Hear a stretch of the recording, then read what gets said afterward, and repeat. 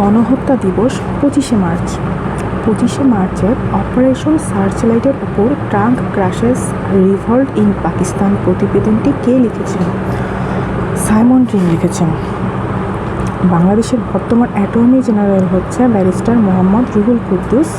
উনি 18তম attorney general. বর্তমান attorney জেনারেলকে barrister Mohammad Ruhul Kuddus, উনি 18তম অ্যাটর্নি জেনারেল। 1971 সালের গণহত্যার স্বীকৃতির প্রস্তাব মার্কিন প্রতিনিধি সভায় মানে হচ্ছে কংগ্রেসে কত তারিখে উত্থাপন করা হয়েছে? কি হচ্ছে 1971 সালের গণহত্যার স্বীকৃতির প্রস্তাব, গণহত্যা যে হয়েছে সেইটার স্বীকৃতির প্রস্তাবটা মার্কিন প্রতিনিধি সভায় মানে মার্কিন কংগ্রেসে কত তারিখে উত্থাপিত করা হয়েছে? 20 মার্চ 2026। আর এটা উত্থাপন করেছেন গ্রেগ ল্যান্ডসম্যান। কে উত্থাপন করেছেন? গ্রেগ ল্যান্ডসম্যান। মার্কিন ফার্স্ট লেডি মেলানিয়া ট্রাম্পের আমন্ত্রণে ডক্টর জুবাইদা রহমান কোন সম্মেলনে সম্প্রতি অংশগ্রহণ করেন? তো মার্কিন ফার্স্ট লেডি মেলানিয়া ট্রাম্পের আমন্ত্রণে ডক্টর জুবাইদা রহমান কোন সম্মেলনে সম্প্রতি অংশগ্রহণ করেন? সেটা হচ্ছে fostering the future together global coalition summit. কোন সম্মেলন? Fostering the future together global coalition summit.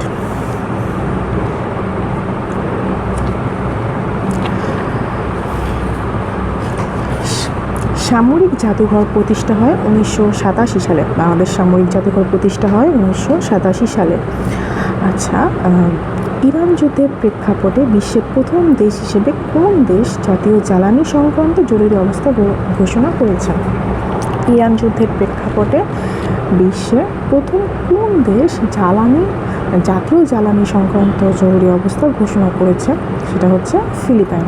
Philippine কী করছে? যে জ্বালানি সংক্রান্ত জরুরি অবস্থা ঘোষণা করেছে।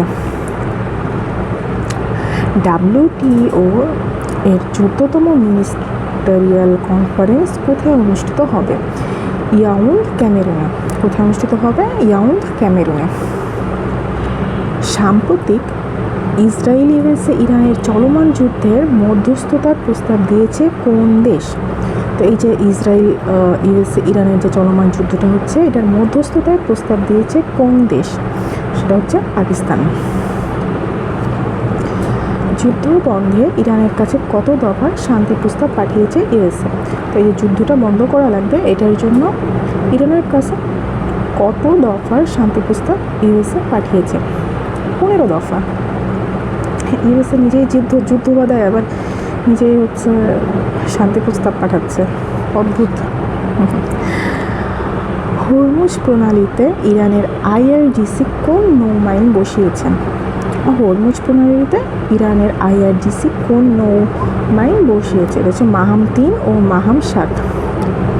কোন কোন নৌমাইন? মাহাম 3 ও মাহাম 7। এগুলো কোথায় বসিয়েছে? হরমুজ প্রণালীতে। বিশ্বের 5 ভাগের 1 ভাগ জ্বালানি সরবরাহ করে কোন উপসাগর? পারস্য উপসাগর। বিশ্বের সবচেয়ে দূষিত দেশের তালিকায় বাংলাদেশের অবস্থান হচ্ছে সেকেন্ড, ফার্স্ট হচ্ছে পাকিস্তান। বাংলাদেশের অবস্থান কত? সেকেন্ড, আর ফার্স্ট হচ্ছে পাকিস্তান। বাংলা ভাষায় ফার্স্ট আত্মজীবনীকার কে? রাসসুন্দরী দেবী। ফার্স্ট আত্মজীবনীকার কে? রাসসুন্দরী দেবী। এটা হচ্ছে বাংলা ভাষায় ফার্স্ট। শাহপরীর দ্বীপ এটা হচ্ছে টেকনাফে। আমার কাঁধেই নিলাম তুলে তোমার যত বোঝা। আমার কাঁধেই নিলাম তুলে তোমার যত বোঝা, এই পংক্তিটার মানে এই কথাটার রচয়িতা হচ্ছে সিকান্দার আবু জাফর। কে? সিকান্দার আবু জাফর। ডিজিটাল ইকোনমিতে বাংলাদেশের নারীদের অংশগ্রহণ বাড়াতে সরকার পরিচালিত বিশেষ প্রকল্প হচ্ছে হার পাওয়ার। হার পাওয়ারটা কি? ডিজিটাল ইকোনমিতে বাংলাদেশের নারীদের অংশগ্রহণ বাড়াতে সরকার পরিচালিত বিশেষ প্রকল্প হার পাওয়ার। বিশ্বের বৃহত্তম মুক্ত বাণিজ্য জোট হচ্ছে RCEP। বিশ্বের বৃহত্তম মুক্ত বাণিজ্য জোট RCEP। আচ্ছা, ইউএন যে মানে জাতিসংঘ যে গণহত্যার বৈশিষ্ট্যের কথা বলেছে, এখানে বৈশিষ্ট্য হচ্ছে 5টি। গণহত্যার বৈশিষ্ট্য 5টি। আন্তর্জাতিক সম্পর্কের কোন তত্ত্বে রাষ্ট্রকে শক্তি ও নিরাপত্তার প্রতিদ্বন্দ্বী হিসেবে দেখা হয়? রাষ্ট্রকে কি শক্তি ও নিরাপত্তার প্রতিদ্বন্দ্বী হিসেবে দেখা হয়? বাস্তববাদ তত্ত্বে। আন্তর্জাতিক রাজনীতিতে ইরানের প্রভাব বাড়াতে ব্যবহৃত জোট, আন্তর্জাতিক রাজনীতিতে ইরানের যে প্রভাব, সেই প্রভাবটা বাড়াতে ব্যবহৃত জোট হচ্ছে অ্যাক্সিস অফ রেজিস্ট্যান্স। কোন জোট? Axis of resistance. Soft power হচ্ছে সামরিক শক্তি ছাড়াই সংস্কৃতি, আদর্শ ও শিক্ষার মাধ্যমে প্রভাব বিস্তার। তাহলে কিসের মাধ্যমে প্রভাব বিস্তার? সংস্কৃতি, আদর্শ আর শিক্ষা। সংস্কৃতি, আদর্শ ও শিক্ষার মাধ্যমে যে প্রভাব বিস্তার, এটা হচ্ছে উইদাউট সামরিক শক্তি। তো এই যে সংস্কৃতি, আদর্শ ও শিক্ষার মাধ্যমে প্রভাব বিস্তারটাই হচ্ছে সফট পাওয়ার। 1971 সালে কুমিল্লা সেনানিবাসে পাক বাহিনীর অভিযান অপারেশন কিল অ্যান্ড বার্ন। তো এটা হচ্ছে নতুন একটা জিনিস না। 1971 সালে কুমিল্লা সেনানিবাসে পাক বাহিনীর অভিযান অপারেশন কিল অ্যান্ড বার্ন। কোন মার্কিন সিনেটর 1971 সালে সরাসরি জেনোসাইডের অভিযোগ করেন? কোন মার্কিন সিনেটর 1971 সালে সরাসরি জেনোসাইডের অভিযোগ করেন? হচ্ছে এডওয়ার্ড কেনেডি।